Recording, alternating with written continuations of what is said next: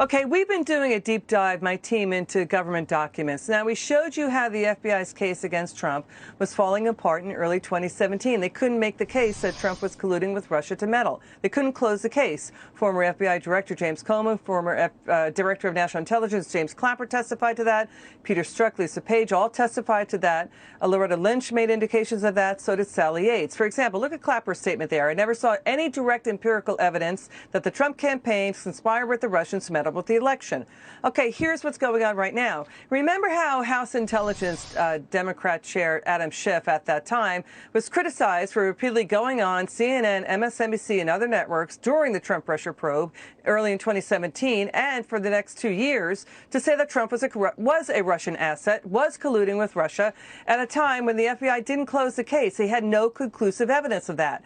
Well, now newly released FBI emails found by Judicial Watch shows the NSA was also offering to help Adam Schiff secretly read Trump-Russia documents before the probe was concluded.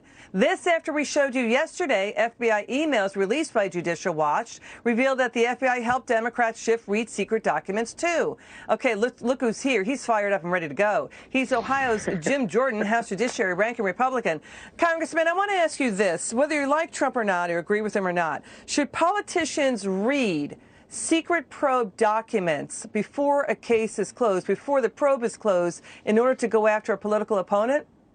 No, only if it's consistent with how we were supposed to brief, Devin Nunes and the chairman at the time, Adam Schiff. Only if it's part of what is supposed to be done under our system. All this shows you, Liz, everything that you've talked about and we've been talking about for years now, shows us, well, two things. One, how committed the swamp was to try to take out President Trump. Remember, they started spying on his campaign clear back in the summer of 2016. And then when he wins, the lengths they would go to continue to try to get him. The other thing it shows is, for those of us who've been trying to get to the bottom of this now for a few years, the only thing we had wrong, folks like you in the press who were digging into it, those of us in the House and the Congress who were digging into it, the only thing we had wrong is it was much worse than we thought.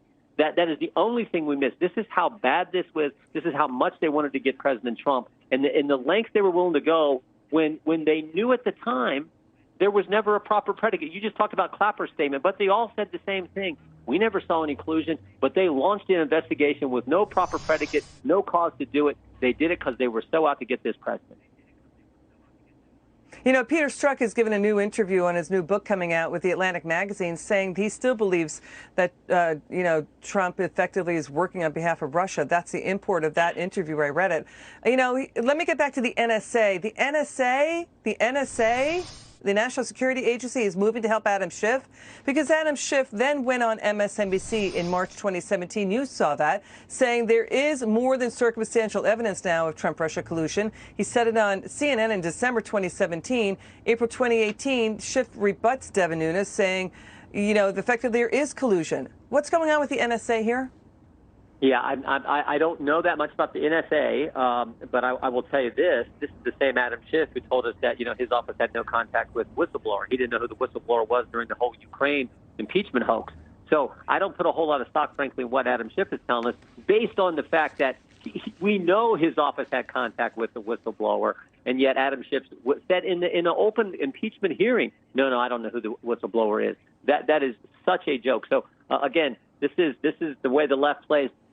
Liz, we should never forget, I think one of the best examples to show the lengths they were willing to go to try to get this president and the lengths they were willing to go to cover up what they did is what they did to General Flynn between Election Day 16 and Inauguration Day in January 2017.